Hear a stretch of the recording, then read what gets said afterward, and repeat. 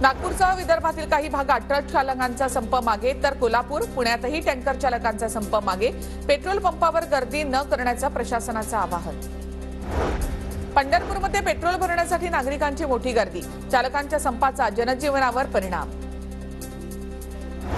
आपत्कालीन स्थिती रुग्णवाहिकांसाठी इंधन राखून ठेवा, राखीव इंधन न ठेवल्यास कारवाई होणार। धाराशिवमध्ये पेट्रोल डिझेल पंपांना जिल्हाधिकाऱ्यांचे आदेश।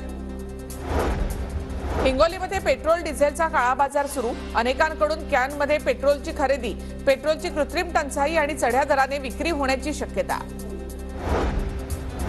नागपूरच्या बोरखेडीमध्ये भारत पेट्रोलियमच्या ऑइल डेपोमध्ये पोलीस सुरक्षा तैनात, नागपुरातील अनेक पेट्रोल पंप बंद, नागरिकांची गैरसोय।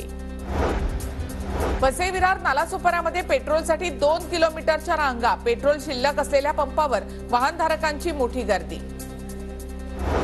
नंदुरबार जिल्ह्यातील ट्रक चालक संपावर, जिल्ह्यातील अनेक पेट्रोल पंप बंद असल्यामुळे वाहनधारकांची तारांबळ, सामान्य नागरिकांना संपाचा मोठा फटका।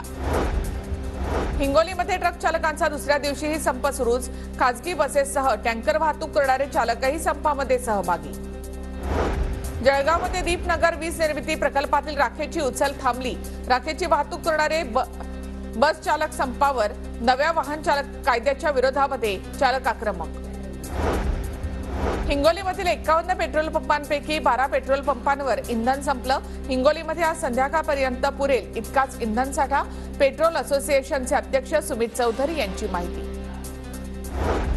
मुंबई अहमदाबाद महामार्गावरील वाहन चालकांच्या चक्काजाम आंदोलनानंतर महामार्ग सुरळीत करण्यात पोलिसांना यश, महामार्गावर पोलिसांचा चोख बंदोबस्त। गोंदियामध्ये खासगी शाळेतील बस चालक सुद्धा हिट अँड रन कायद्याच्या विरोधात, खासगी शाळेतील बसेस पूर्णतः बंद, संपाचा आता विद्यार्थ्यांना देखील फटका। मुंबईच्या माहुलमध्ये घरगुती गॅस सिलेंडरचे ट्रक एकाच जागी उभे, ट्रक चालकांच्या संपाचा घरगुती गॅस सिलेंडरच्या वाहतुकीवर परिणाम। पुण्यातील चालक संघटना दिल्लीमध्ये जंतर मंतरमध्ये आंदोलन करणार, देशातील सर्व चालक संघटना उद्या दिल्लीमध्ये एकत्र येणार अशी माहिती।